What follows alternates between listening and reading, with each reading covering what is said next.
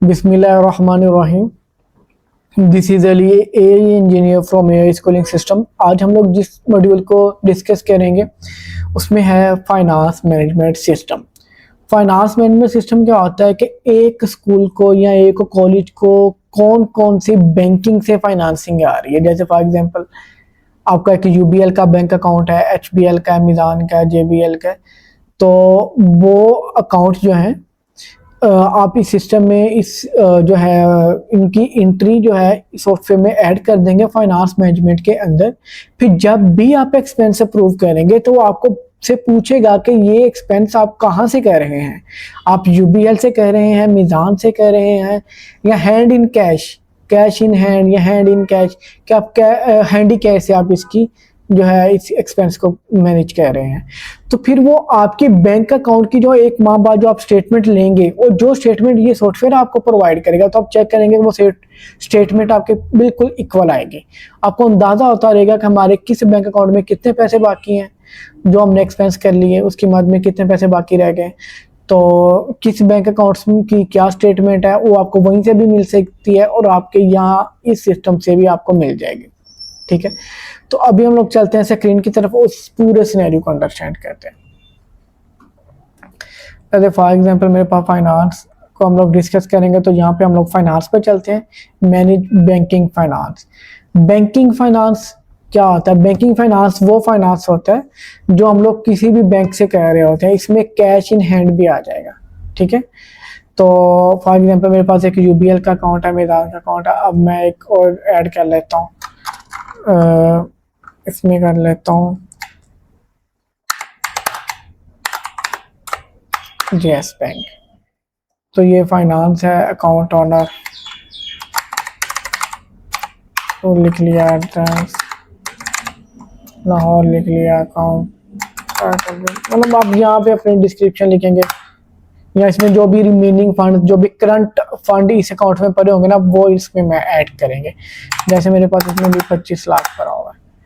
ठीक है, तो आईडी नंबर भी ये मैंने ऐड कर दिया, ऐड फाइनेंस कर देंगे। ये मेरे पास टोटल रिमेनिंग फंड भी वो बता रहा है 25 लाख बाकी है, और एक जीएस का बैंक अकाउंट भी ऐड हो गया। और एक और चीज ध्यान में रखिएगा, हम लोग कैश जो हैंड में कैश होता है स्कूल में या कॉलेज में, हम लोग वो भी इसमें ही ऐड करेंगे, बिल्कुल इसी नाम से, कैश इन हैंड। ठीक है, या आप काउंटर कैश भी लिख सकते हैं, कि आपके काउंटर कैश की भी बिल्कुल एक स्टेटमेंट बन जाएगी। ठीक है,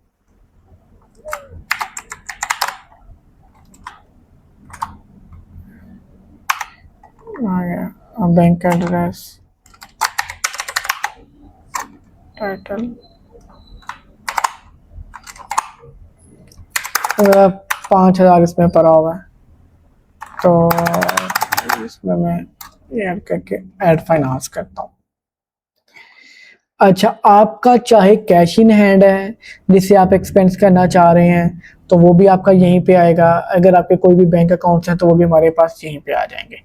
इसको ऐड करने का हमारा मकसद सिर्फ ये होगा कि हमें अंदाजा रहे कि किस किस बैंक अकाउंट से हमने कितना कितना एक्सपेंस किया है।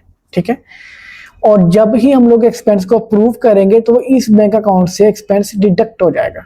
ठीक है, अब हम लोग चलते हैं मैनेज वेंडर फाइनेंस।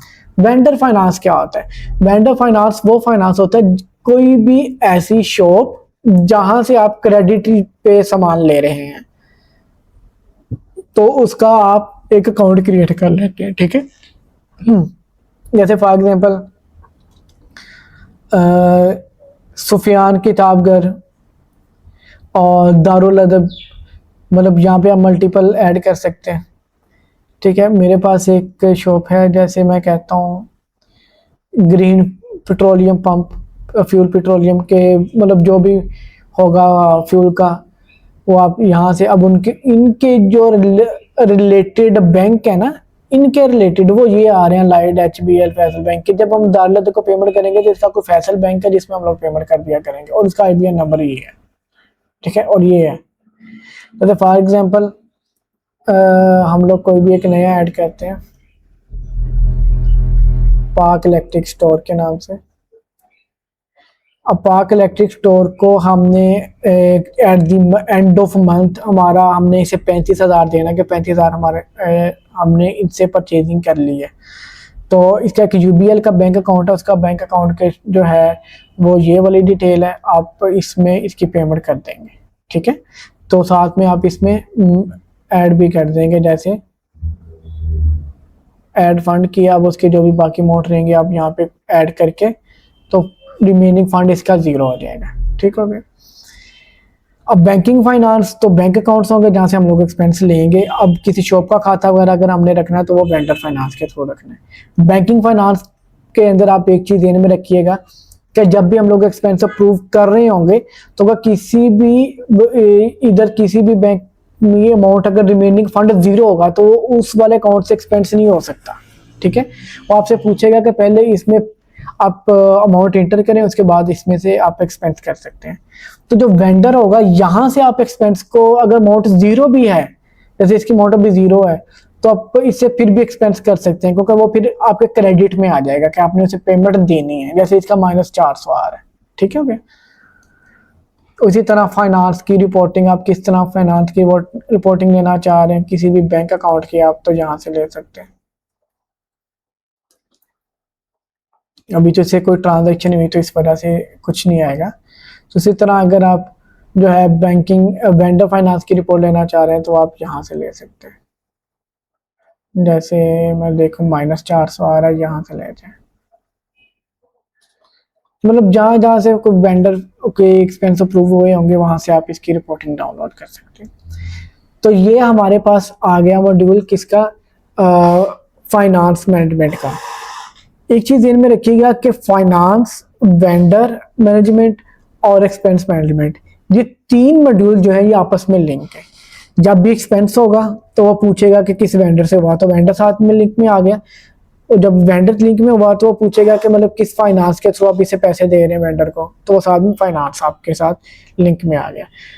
तो फाइनेंस को अंडरस्टैंड करने के लिए आप एक बार तीनों वीडियोस लाजमी देखिएगा, वेंडर को और एक्सपेंस को, तो आपको फाइनेंस अच्छे से समझ में आ जाएगा, ठीक हो गया। और कोई भी अगर क्वेश्चन हुआ आप तो हेल्पलाइन पे आप हमें कॉल कर सकते हैं। और तब तक के लिए गुड बाय, अल्लाह हाफिज़।